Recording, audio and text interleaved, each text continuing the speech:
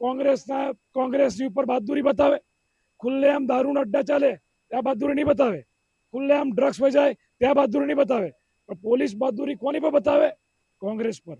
અને અમારી તો 100 વખત ટીંગાટોળી કરી છે, કેટલી વખત અમને માર્યા છે, પણ અમે તો મહાત્મા ગાંધીના સિપાહી છે. અને ગાંધીજી પણ જેલમાં ગયા હતા, અંગ્રેજો સામે લડ્યા હતા. આ બીજી આઝાદીની લડાઈ અમે લડી રહ્યા છે. આ તો અંગ્રેજો કરતા પણ ગયેલા છે. મહાત્મા ગાંધી તો પ્રોટેસ્ટ કરતા હતા, જેલ ભરો આંદોલન કરતા હતા. આ લોકોને તો એટલી બીક લાગે છે કે પોલીસને આગળ કરી દે. આજે દેશની તમામ સંવૈધાનિક સંસ્થાઓ capture, election commission capture, police capture. એટલે હવે શું કરવાનું? ત્યારે જે દેશનો યુવાન જાગ્યો છે, જે જેન્ઝી જાગ્યું છે, વિદ્યાર્થીઓ જાગ્યા છે. અને તમે જુઓ, હમણાં મને ખબર પડી કે જંતર મંતર પર જે લોકો બેઠા એને માનવતાના ધોરણે લોકોએ ત્યાં ફૂડ પેકેટે પહોંચાડ્યા, ઝોમેટોના માધ્યમથી, બીજા ત્રીજા માધ્યમથી. આ માનવતાનું ઉદાહરણ છે. હમણાં અમારા આશીષભાઈ જોશીએ મને કીધું. એટલે આ જે રીતે તાનાશાહ, અને આ લોકો એવું સમજે છે કે કોઈ અમર પટ્ટો લઈને નથી આવ્યું. પોલીસ, તમે પ્રજાના રક્ષક છો. જે નગરજનો ટેક્સ ભરે છે, વેરો ભરે છે, એના પૈસાથી પોલીસને પગાર મળે છે, એના પૈસાથી અધિકારીનો પગાર મળે છે. ગઈકાલે પેલા હર્ષભાઈ સંઘવી આવ્યા હતા, ડેપ્યુટી સીએમ.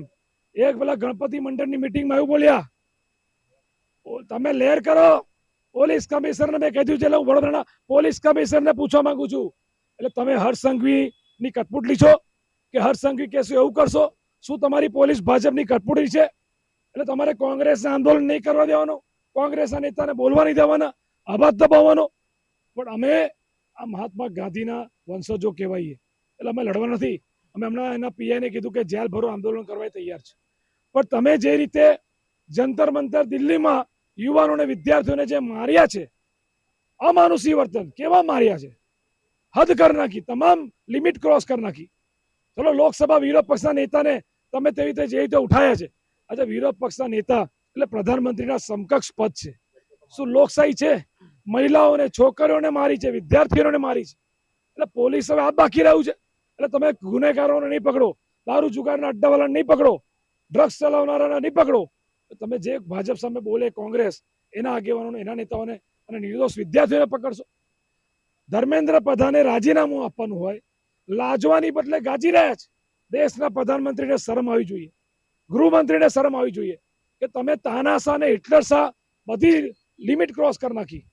કોંગ્રેસ પાર્ટી, અમે લોકો તો અમારા નેતા રાહુલ ગાંધીને જે જંતર મંતર પર જે વિદ્યાર્થીઓ સાથે જે અમાનુષી વર્તન થયું છે, એના માટે અમે અહીંયા કાર્યક્રમ કર્યો હતો.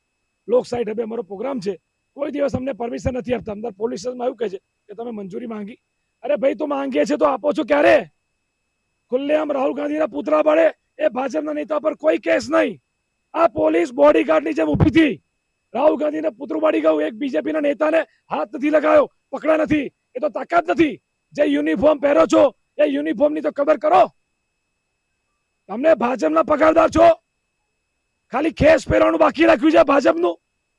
આ વડોદરા શહેરમાં, ગુજરાતમાં અને દેશમાં બધી જગ્યાએ આવેલા છે. અમે અમારી લડાઈ ચાલુ રહેશે. જ્યાં અન્યાય થશે, કોંગ્રેસ પાર્ટી બોલશે અને વિરોધ કરીશું. લોકશાહી ઢબે કરીશું. લોકશાહી ઢબથી આજે અમે વિરોધ પ્રદર્શન શરૂ કર્યું અને વિરોધ પ્રદર્શન તમામ આવનારા વિદ્યાર્થીઓના ભવિષ્ય માટે છે કે ભવિષ્યમાં ફરી આ પ્રકારની ઘટના ના બને. એમાં ભાજપ, કોંગ્રેસ કે કોકરોચ પાર્ટીનો કોઈ રોલ નથી કે આમ આદમી પાર્ટી. દરેકના બાળકોને, એમની પેઢીઓમાં જો ભલીથી આવું કંઈક થાય કે 21 બાળકોએ આત્મહત્યા કરી પેપર લીકથી, તો એક એવો દાખલો બેસાડવો જોઈએ કે ફરી આ પ્રમાણેનો પેપર લીક ના થાય. કે શિક્ષણ પ્રધાન જે છે એ છેલ્લા 23 દિવસથી અનશન પર ઉતરેલા સોનમ વાંગચુક હોય કે એમની સાથે ઉતરેલા સ્વયંભૂ આ સમગ્ર દેશમાંથી ભેગા થયેલા વિદ્યાર્થીઓ, એની પર અમાનુષી અત્યાચાર કરવાની જગ્યાએ સરકારે આને બહુ સારી રીતે લેવું જોઈએ કે જે સ્વયંભૂ બાળકો આયા છે, વિદ્યાર્થીઓ આયા છે, એની પર લાઠીચાર્જ કરવો. આ કોઈ પાર્ટીના વિદ્યાર્થીઓ નથી.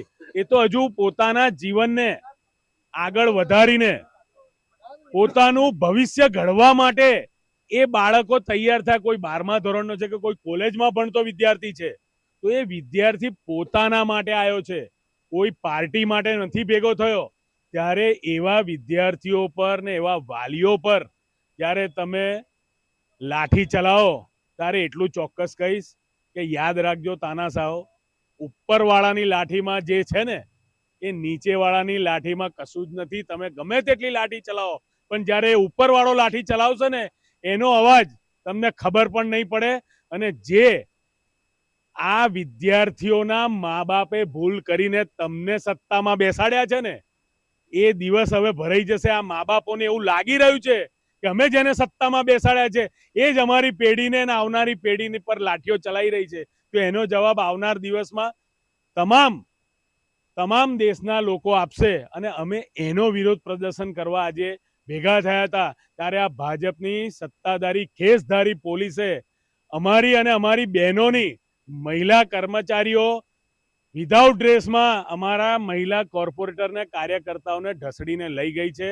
એમની પાસે કોઈ લેખિતમાં ઓર્ડર નથી, પણ એટલું કહીશ કે ખાલી ભગવાનને પ્રાર્થના કરજો કે તમારા રિટાયર્ડ થતા સુધી આ ભારતીય જનતા પાર્ટીની સરકાર રહે.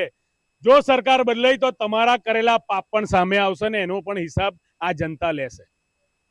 સમગ્ર ઘટના એવું પણ સાંભળવા મળ્યું કે મહિલા પોલીસ વગર જે છે કોંગ્રેસ કોર્પોરેટર મહિલા કોર્પોરેટર ડિટેન કરવામાં આવ્યા. તો શું હતી સમગ્ર ઘટના? જો હું જોરથી ચિલ્લાઈને નહીં બોલું, જે શાંતિ અને સભ્યતા જે વડોદરાની સંસ્કૃતિ છે એ ભાષામાં જ વાત કરીશ. સૌપ્રથમ તો મહિલાઓ લેટ આવ્યા છે, સૌપ્રથમ પુરુષોએ હાથ લગાડ્યા છે. કાયદો એવું કહે છે કે સાંજે 6 વાગ્યા પછી તમે મહિલાને ગાડીમાં બેસાડીને કાં તો કોઈ કેબિનમાં બંધ નથી કરી શકતા. ગેરકાયદેસર રીતે કુનીતિએ આ લોકોએ બંધ કર્યા છે. અને અમે જોવા જઈએ ને તો આ લોકશાહીનું ખૂન કરી રહ્યા છે. જંતર મંતરમાં તો કર્યું, આજે અમે અહીંયા પણ જોઈ લીધું. મારા ખ્યાલથી જેટલા બી પોલીસવાળા છે એમના પરિવાર નથી, એમની આત્માઓ મરી ગઈ છે. અને સામુ પક્ષને બી કહીશ, એમનું પરિવાર નથી એ બી લાગે નથી એવું છે. એમના લોકોને માનસાઈ જ મરી ગઈ છે ખરેખર. ગેરકાયદેસર અને કુનીતિથી પગ ખેંચીને ઉઠાઈને આ રીતે કરી રહ્યા છે. આ વડોદરા સંસ્કારીને તમે એટલી ખરાબ કરી નાખી છે.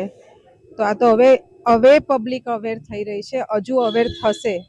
જંતર મંતર પર જેટલી ભીડ લાગી છે ને એટલી જ ભીડ આ જગ્યા પર પણ લાગશે. મહિલાઓ માટે અવાજ ઉઠાવશે.